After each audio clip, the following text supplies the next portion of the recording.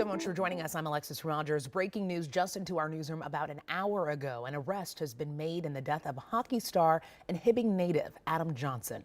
Police in South Yorkshire, England say they have a man in custody of suspicion of manslaughter. Johnson died late last month when he was cut in the neck by a hockey blade during a game in England. Since then, police have been talking with experts and comparing data to the injury. That investigation is ongoing. In just about 90 minutes, the Minneapolis City Council is set to vote on a proposal worth millions of dollars.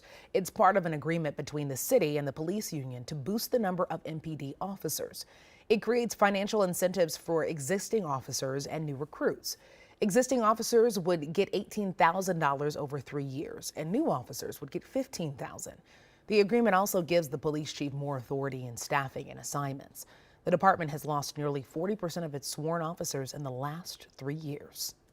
This department continues to bleed people, and we need to stop that, and we need to stop it urgently, particularly at a time when all across the country people are not coming into this profession. This agreement is just one part of the journey to hammer out a full contract with the police union. Well, today we're getting a better look at the next phase of the Minneapolis Public Safety Plan. The goal is to find alternatives to safety beyond policing. It's based on recommendations made in a July report from Harvard. The city plans to partner with the New York University School of Law to make it all happen.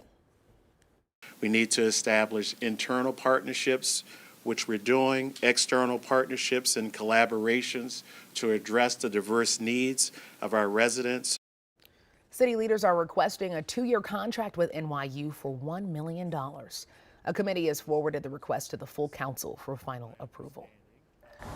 Turning now to your weather, you might want to plan something outdoors because today it will be windy but warm. Ben, I cannot believe that we're in November right now in Minnesota. It feels like late September, early October. It truly does. And yeah, it's mid-November and we're wearing no coats outside today. Average high temperature is in the lower 40s and we are already 20 degrees warmer than that, thanks in part to a strong southerly wind. These are current sustained wind speeds between 15 and 25 miles per hour.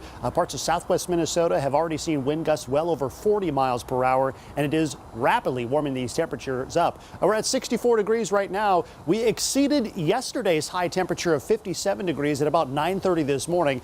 And this is about where temperatures are going to peak today, and we will see some hazy filtered sunshine. And like you mentioned, Alexis, it is a good day for maybe flying a kite. Windy through the remainder of the day. Temperatures mid-60s for highs, just a few degrees shy of our record high temperature of 71. Not quite 70 today, but we have at least one more 60-degree day in the forecast. We'll let you know when and when temperatures return back to normal in a couple minutes. Ben, you just made me want to fly a kite. It has been a long time since I've done that. Thank you, Ben. Well, we're going ahead and taking a live look at Washington, D.C., where lawmakers could vote as soon as today on a new spending bill.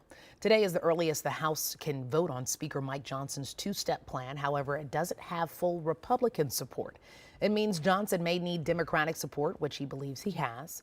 Still, they'll quickly have to move, and the deadline before a government shutdown is Friday night. If that happens, it could make a big impact on holiday travel. New data shows hospitals across Minnesota are losing money at an alarming rate, leading to a statewide financial crisis. The Minnesota Hospital Association says a member survey found hospitals and health systems have already lost more than $400 million this year. That's more than double the losses reported at this time last year. Hospital executives say the rising cost of labor and supplies is part of the problem. However, MHA's president says low reimbursement rates from Medicare and Medicaid is the major factor. So we can't raise prices. And these two programs, Medicaid and Medicare, are paying significantly below the cost of providing care to our patients. The MHA is calling on state lawmakers to address the financial crisis next session. Throughout this week, Minneapolis public school leaders are interviewing candidates for superintendent. Once they're over, 2 to 3 finalists will be recommended. Right now, Rochelle Cox is the interim superintendent. Earlier this year, she stepped in for Ed Graff, who announced he was leaving after 6 years with MPS.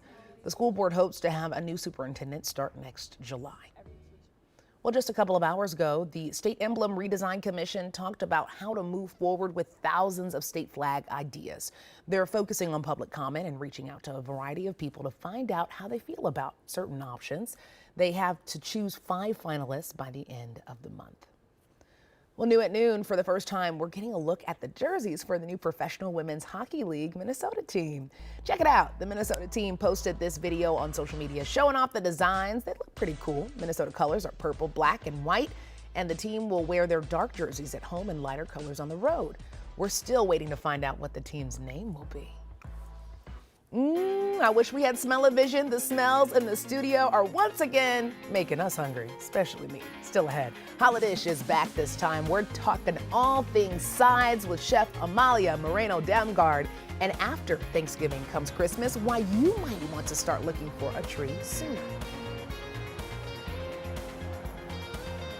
From